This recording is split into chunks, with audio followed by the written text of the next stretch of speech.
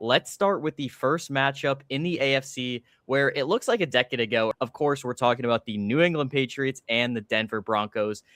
So let's just dive into this bizarre matchup. So the New England Patriots are a 5.5 point favorite. No surprise there. After the Denver Broncos beat the Buffalo Bills in overtime, a breaking news story dropped from Adam Schefter, and that is Bo Nix had an ankle bone fracture. A little bone in his ankles broken. He's out for the playoffs. That news broke about an hour or two after the game. So pretty significant injury. Jarrett Stidham is the quarterback replacement as the backup in that room for several years. He was brought in by Sean Payton specifically to be the backup. We will see how he will fare. Interesting news about Jarrett Stidham. So, one, he's a former Patriot. He was drafted while Tom Brady was still the quarterback in New England. Then he backed up Cam Newton before heading to Las Vegas. Worked with Patriots offensive coordinator Josh McDaniels there in Las Vegas when he was the head coach there, and then is now in Denver under Sean Payton and sitting behind Bo Nix these past 2 years. So very interesting the amount of history that Jarrett Stidham has with both the Patriots and offensive coordinator Josh McDaniels. But he's only had one snap this year, and that was in a kneel down. He has 0 passing attempts in the past 2 years. To be thrown into this 8 days to prepare, I don't know if I've ever seen anything quite like this. In other injury news for the Broncos, wide receiver Troy Franklin went down with a hamstring injury this past Saturday, excuse me. We'll see if he returns. He'll probably be questionable heading into this week's matchup. And additionally, an interesting one, J.K. Dobbins, who's been out since September, I believe. He was activated off IR, his return to practice. Not sure if he will play. Usually a lot of players that return from IR, they have a 21-day window to return and play a game. And this being the first week, just activated today, actually. We will see if he plays. If I had to guess, he probably wouldn't, but very interesting news to monitor. Who knows? Crazier things have happened. He could play. That would be a significant boost for this weak run game in Denver. Looking at the weather, Denver last week, very beautiful, no issues. It's going to be the same again this weekend. 41 degrees and sunny, no torrential downpour, no freezing, just the altitude that the Patriots will have to play through. When we look at this past week's matchup, obviously the Broncos defeated the Bills, score of 33-30 in overtime. Both teams got the possession. There was that obviously kind of crazy play where Josh Allen throws it deep to Brandon Cooks. It's kind of ripped out of his hands as he goes to the ground. They call it an interception. Very controversial. Some people saying it was a catch. Some people say it's an interception. But regardless, after that, the Broncos go down. They score a field goal after some controversial pass interference calls. Regardless, they score the field goal. They move on, and now they host the Patriots in the AFC Championship game. For the Patriots, in what was maybe the ugliest game I've ever seen, Drake May had 4 fumbles, 2 of them lost. CJ Stroud had 4 interceptions. The Texans also had another fumble. So turnovers galore. It was passing it back and forth to each other like hot potato. No one wanted the ball. The weather was ugly. New England comes out with a win, 28-16 against a very good Texans defense. So we look at both of these teams coming off of very different games, coming with very different circumstances into this game. We look at this matchup, Gaston. It's a very interesting matchup. You look at this matchup, you see all the injuries that are occurring. If you're a coach on either of these teams and you're looking at this matchup, let's start on the Patriots side. You're a Patriots coach. You're looking at this matchup. What is the most interesting thing about this matchup? What are you looking for when you're going to say, I'm going to face the Denver Broncos, no Bo Nix? What's going through your head when you receive that news and you're prepping for a team like the Broncos? I'm loading up the box and stopping the run. This is a quarterback for the Patriots, not the quarterback for the Broncos, who hasn't played football in 2 years. Nonetheless, AFC Championship game. I'm loading up the box. And I'm going to make Jarrett Stidham try to throw the ball on me and try to win using his arm. And I think there's a good chance they can do this because last week, Bo Nix was their leading rusher. His ankle's gone. Maybe it's J.K. Dobbins. All right, let's bring it over to the other side. Say you're a Broncos coach, maybe an offensive coach. Doesn't matter, but I think that's a little more interesting. But you're a Broncos coach. You just lost your quarterback. You're prepping your quarterback with 8 days to prepare who hasn't thrown a pass in 2 years. What's your game plan for facing this Patriots defense that, as you know, really brought the pressure to CJ Stroud, forced 5 turnovers, 4 interceptions. What's your game plan as a Broncos coach preparing for this Patriots team? I'm hyping up Jarrett Stidham. I'm boosting whatever his Spotify playlist is. We're playing it all throughout the facility. I want him to sling the ball early on, get some easy checkdowns, become a checkdown merchant. I want him to look like prime Alex Smith when he first starts the game, get a few easy completions, build up his confidence. And then I think it's a lot easier to take more deep shots, get some early running game going on with J.K. Dobbins, put him in a good position to succeed. I think the worst thing they can do is not let him throw the ball early, and he never gets in a rhythm. The best thing you can do is get him in a rhythm early. Have a mistake early, not late.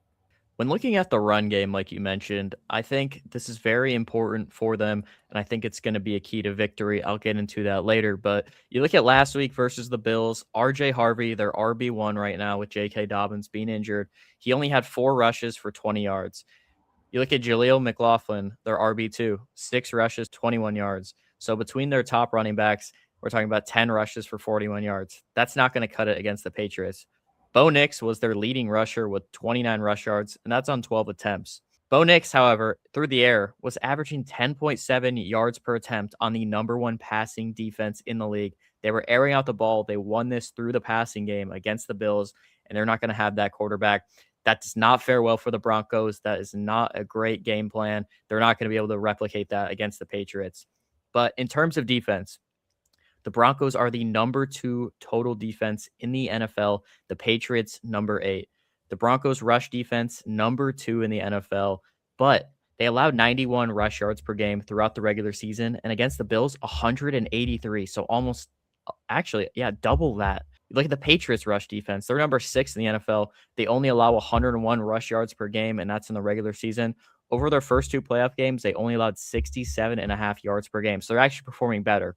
Now, that is against a weak Chargers offensive line and a weak Texans offensive line. So I do not think that tells the full story, but the Patriots are playing better. They are playing into that run defense, whereas the Broncos against James Cook and the Bills, they really did not fare well. We'll see if anything changes this Sunday against the Patriots. On the passing side of the ball, the Broncos pass defense, number 7 in the NFL. The Patriots, number 9 in the NFL. Both teams very good at defending the pass. We saw it. Broncos had 2 interceptions. The Patriots had 4 interceptions. These are teams that are very good, very fundamental on defense. They both have a cornerback 1. These teams might have the best 2 cornerbacks in Pat Surtain and Christian Gonzalez in the entire NFL. The Broncos pass defense, 187 pass yards per game allowed in the regular season. The Patriots, just 6 more yards than that, 193 pass yards a game allowed.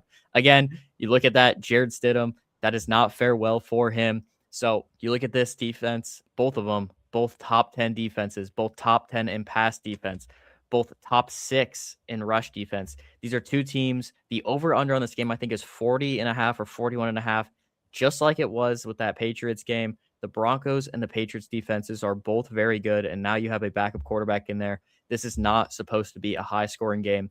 If the Patriots start on a run early, they get ahead. I do not think this fares well for the Broncos. I believe that they will need to start from ahead. They will need a good scripted first or second drive to get them some points. I think the Broncos will need to play ahead in this game, and I think they need to let Jarrett Stidham pass the ball, like you said, pass the ball early on, get in a rhythm, and the run game is going to need to perform a lot better than it did last week. Looking at the turnovers, Jarrett Stidham, when he has played his games, he does tend to throw quite a bit of interceptions.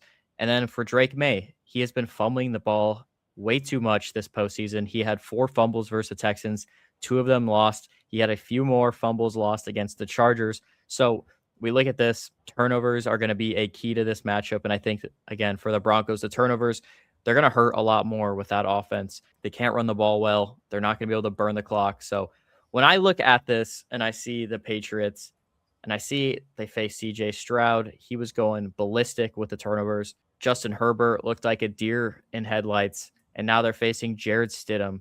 When you look at this, Gaston, and you look at the Patriots 14-3, and now here they are. I mean, are the Patriots really this good, or are they just the luckiest team in the NFL?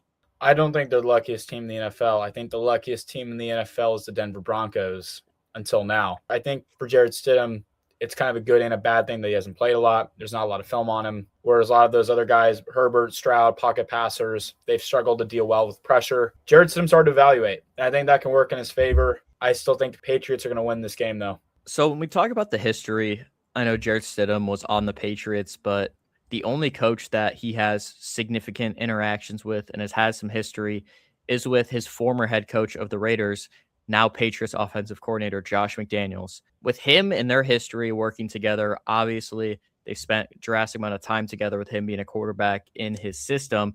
Does that fare well for Jarrett Stidham? Does that fare well for Josh McDaniels? Is there any disadvantage or advantage in this case for Jarrett Stidham? How does that fare with that history? Does it favor the quarterback? Does it favor the coach? How does that relationship impact this game?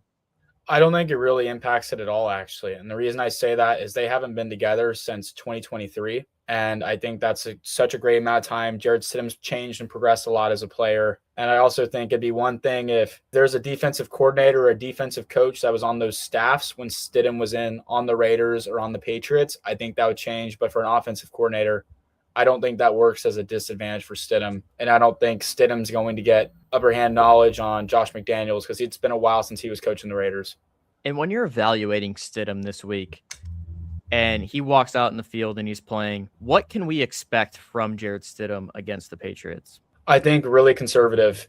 Don't turn the ball over. He doesn't need to be perfect. He doesn't need to be Superman. He just needs to be efficient. Don't turn the ball over. Move the sticks. Take your check downs. Live to see another play. And I think if he does that, he can put himself in a good position. I think the run game needs to go well to help him out. And at some point, if the run game doesn't do well during that game, I think there's going to be a point where Jarrett Stidham's going to have to make a play beyond the one that is scripted or given to him.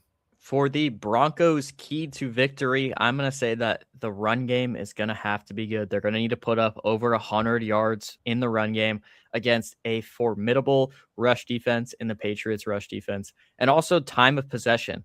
I think for the Broncos to win this game, they're going to need an almost 2-to-1 ratio in time of possession. They're going to need to run the ball, like I said, run the clock like that, and move the chains. They do not need to take a lot of big shots. I think they'll have to do those to open up the offense, but they just need to hit on those third downs, run the ball efficiently, and they really need to hold the clock. I don't know what game I was watching this week, but one of the teams, their first drive was like an 8-minute long drive, and it resulted in a touchdown. If they can do something like that, I think they're going to need to hold the ball for 35 to 40 minutes on offense. That is the Broncos' key to victory. For the Patriots, their key to victory is once again interceptions. Jarrett Stidham is not a elite quarterback. He's a backup, let's be honest.